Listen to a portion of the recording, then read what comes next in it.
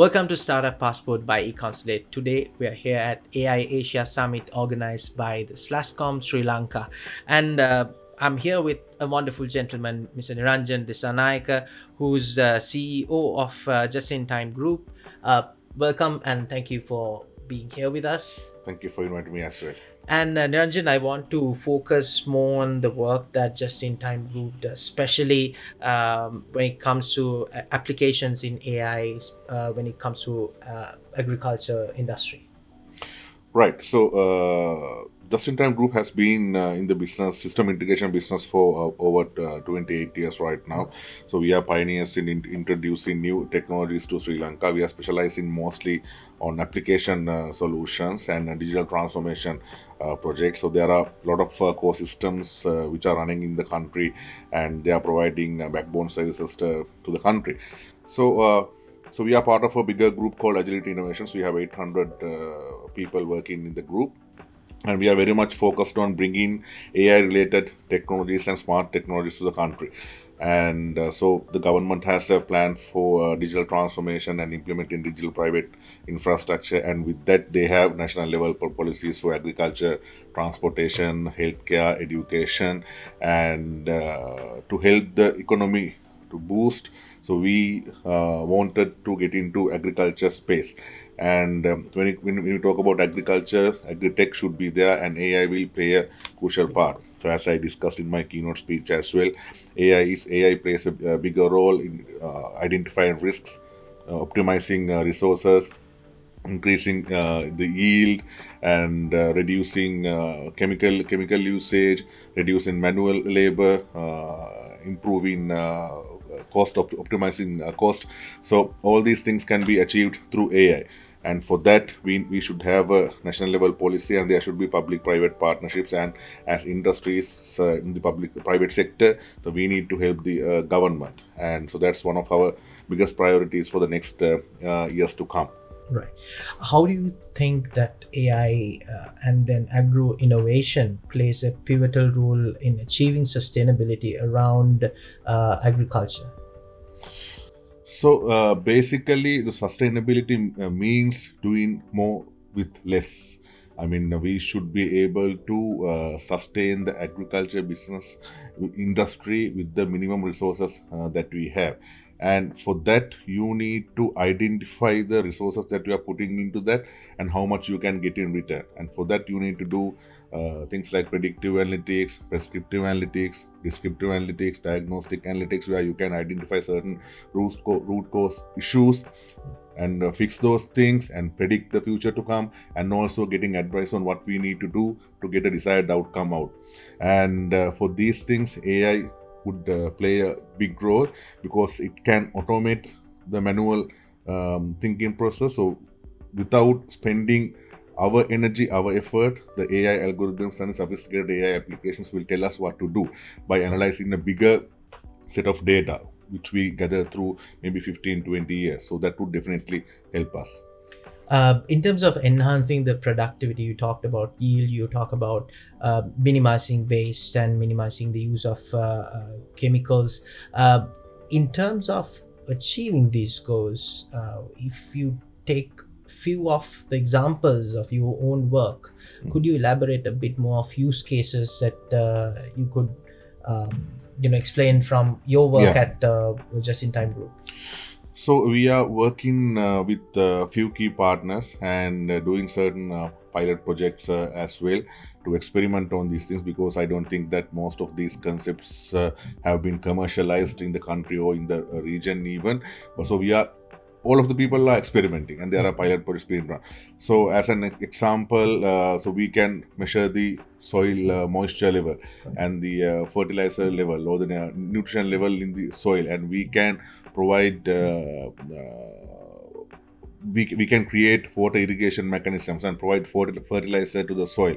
And also we can monitor the harvest according to varying conditions like the water levels, so weather patterns, so climate patterns, and we can simulate and predict the growth rate of certain crops for us to know what kind of harvest we would get. And also by just taking a photo and uploading it to a mobile application, you can detect diseases, you can detect issues of malnutrition, you can detect effects of pests, and farmers would actually get those insights just by uploading a photo to mobile application. And if the farmers want to ask a question or learn something, they can just speak to a mobile phone, and the mobile phone will understand that question, convert into English, and work with back in large language models and provide the output to the farmer in a language which he or she can understand. So just by asking a question in their native language, they can get the output. And also we can analyze data for like 15-20 years and provide accurate risk predictions and resource optimization predictions. So these things are actually we are experimenting in pilot projects. Right. So you've explained number of project ideas and some of the pilot projects that you've been doing. There are few key players in stakeholders in this whole ecosystem. You get the businesses, policymakers, enforcers, as well as the farmers. Do you think the Sri Lankan farmers do have the necessary level of digital literacy to achieve these goals that you have? And if not, like, what are the measures that the government or the civil society or even the businesses can take to mitigate those challenges? You're absolutely correct. So at this point of time, I do not think that Sri Lankan farmers, or maybe probably most of the farmers in the world, are ready to adopt AI or any digital transformation technology per se. So for that, I mean, before going into AI part, Sri Lanka should first have a national agriculture policy, and after that only they can think of getting this AI or other technologies into play.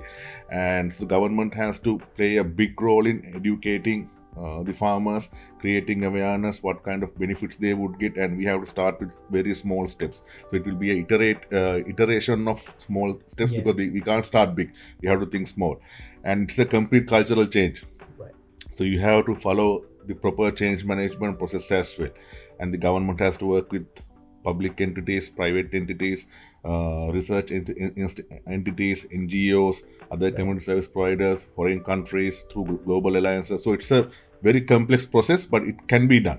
Yeah. So those are the challenges that we have to address, and also that while we are addressing the skill gap as well, you have to think of the infrastructure, because if you don't have at least internet, none of these would work. The DPI, digital public infrastructure, would play a big role as well.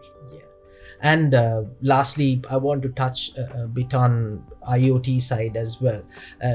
Especially in agriculture, it is important to work both with the backend softwares or the coding work that you do in developing softwares, plus the IoT side. How do you think that the synergy between these two will play a pivotal role in shaping the AI related innovations in agriculture in Sri Lanka?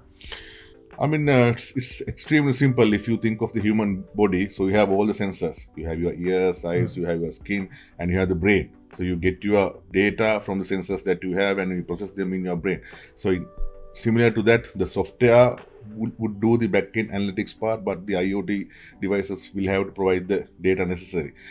So as of now, I think there are a lot of startups and even matured companies which are developing IoT hardware. And there are companies which develop the backend systems as well, but I don't think there's proper coordination between most of these entities to work together. And I think that's where the government has to step in while connecting all these private entities under one platform. So where they cohesively work under one ecosystem. Think of the human body. There should be one coordinating mechanism to integrate all these things. And unless otherwise we do that, we'll be running here and there without achieving one single goal. Yeah. So you answered my last question, which was how important do you think the collaboration is? Yes. You correctly answered my last question. So thank you very much for being a part of this show. That was Neranjan Dissanayake, CEO of Just in Time Group in Sri Lanka. It was a wonderful conversation. Thanks for joining. Thank you.